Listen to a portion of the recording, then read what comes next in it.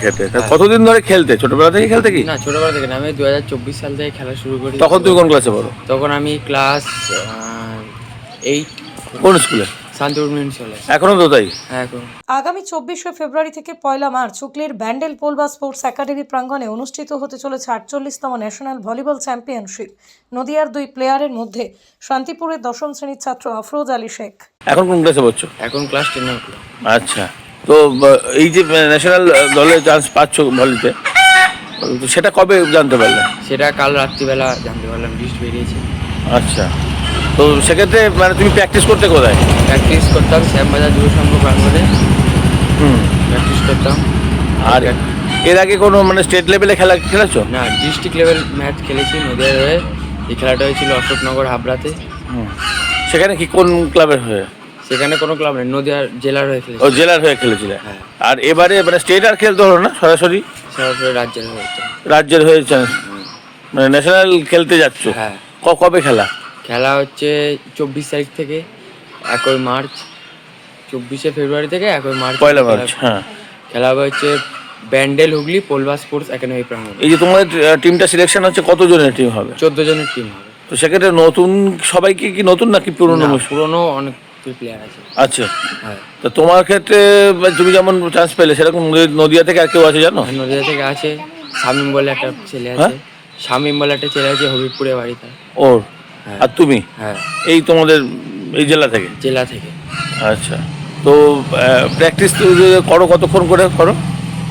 দিনে 4 ঘন্টা করে মোটামুটি প্র্যাকটিস করা হয়। আর এবার তো ট্রেনে উঠলে, ক্লাস 10-এ? হ্যাঁ, ক্লাস 10-এ উঠলো। স্কুলেও কি খেলাধুলার ব্যবস্থা আছে? হ্যাঁ, স্কুলের খেলা হয় মাঝে মাঝে। নদিয়া জেলায় যত মানে এই কদিন আগে রানাঘাট ডিভিশনে খেলা হলো, আমাদের শান্তিপুর মিউনিসিপ্যাল স্কুল চ্যাম্পিয়ন হয়েছে। আচ্ছা, রানাঘাট সাব ডিভিশন। সেখানেও তুমি ছিলে তো? হ্যাঁ, সেখানে আমি অংশগ্রহণ করলাম। তো কি মনে করছো, এই যে ফুটবল মানে ক্রিকেট নিয়ে যেমন হয়, তো ফুটবল নিয়ে কি সেই রকম হয়? আর ভলিবল নিয়ে কি আদৌ হয়? হ্যাঁ, ভলিবলও মোটামুটি প্রচলিত আছে শান্তিপুরের ক্ষেত্রে? হ্যাঁ। এবং অন্যান্য জায়গায় খুব বেশি প্রচলন নেই না? প্রচলিত নেই। আচ্ছা, শান্তিপুরে আছে, অনেক কটা ক্লাব আছে। তাহলে তোমাকে বেরোতে হবে কবে? আমাকে বেরোতে হবে 23 তারিখে, ন্যাশনালের খেলার উদ্দেশ্যে বেরোতে হবে।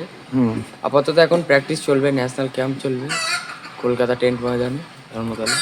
আর যে ফাইনাল খেলা যখন হবে, তার আগেও তো খেলা পড়বে? হ্যাঁ, গ্রুপ অনুযায়ী ম্যাচ পড়বে, নানা রাজ্যের প্লেয়াররা সেখানে অংশগ্রহণ করবে। আচ্ছা, সেই রাজ্যের সাথে খেলা হবে। সেক্ষেত্রে তোমার ক্ষেত্রে হাইট কত তোমার? আমার হাইট 6 ফুট 2। আচ্ছা, তুমি কোন পজিশনে খেলো? আমি মিডিল ব্লকার পজিশন করি। আচ্ছা আচ্ছা, কি নাম তোমার? আমার নাম আফরোজ আলী শেখ। বাবার নাম? বাবার নাম হায়দার আলী শেখ। আর তোমার বাড়ি? আমার বাড়ি গোপালপুর মিল স্ট্রিট, শান্তিপুর মিডিয়া।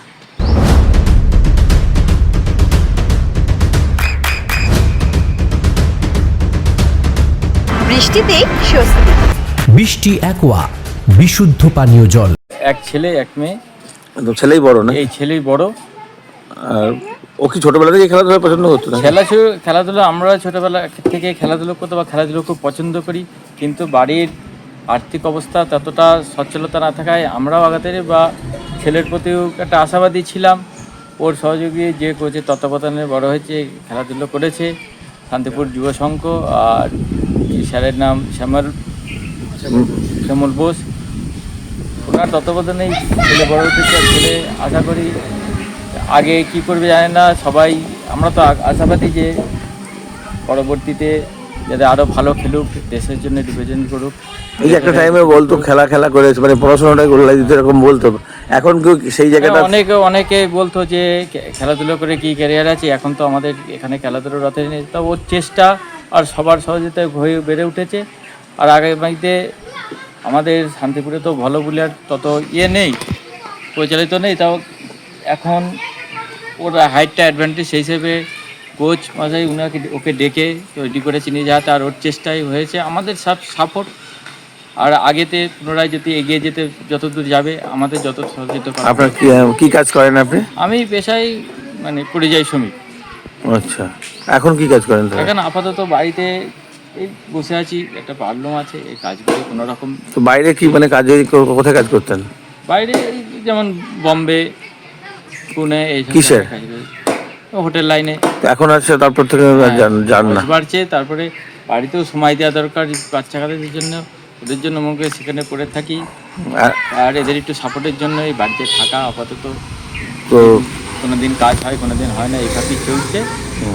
তো এখন কি কাজ করেন তাহলে?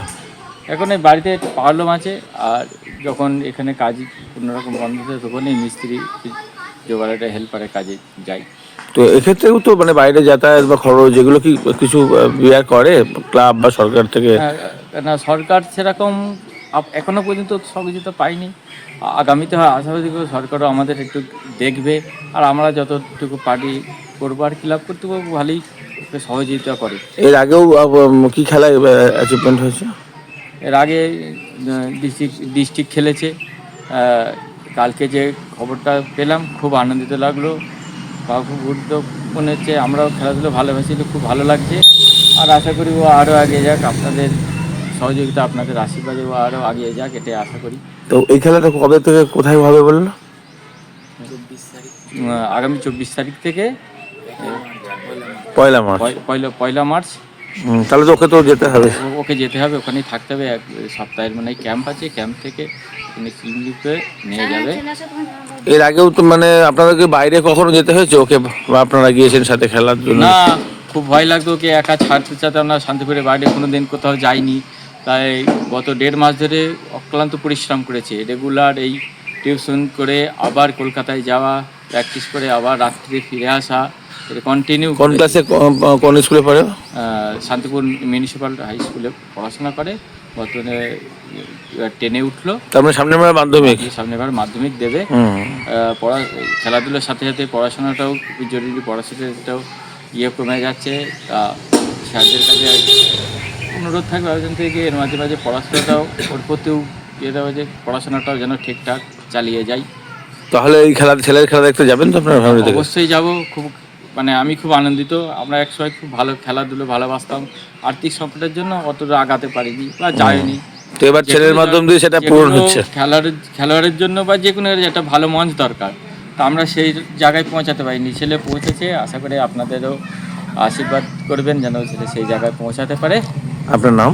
আমার নাম হায়দার আলী শেখ, ছেলের নাম আফরোজ আলী শেখ, বাড়ি গোপালপুর মেল স্ট্রিট। নদিয়ার সবথেকে বড় English medium school JRS public school প্রায় 35 বিঘা জমির ওপর গড়ে উঠেছে বিশাল ক্যাম্পাস।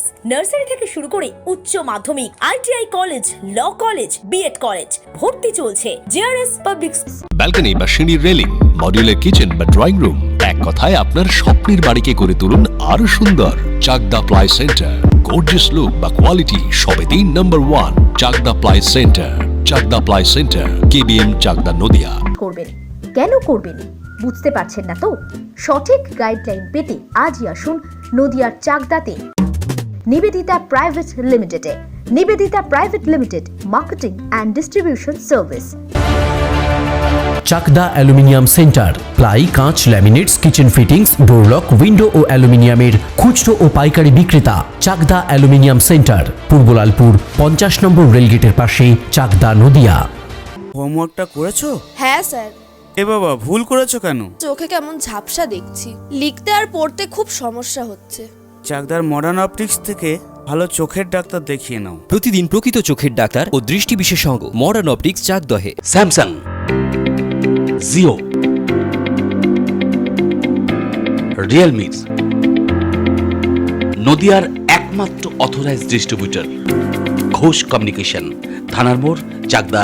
ভাবছেন 3 স্টার ক্যাটাগরিতে কাটাবে? রুম রে মাত্র 1500 টাকা থেকে স্টার, খাওয়া দাওয়া রিজনেবল প্রাইস। নদিয়ার একমাত্র 3 স্টার ক্যাটাগরি হোটেল এনবি সোনার বাংলা হোটেল, কল্যাণী এইমসের ঠিক উল্টো দিকে, কল্যাণী, নদিয়া।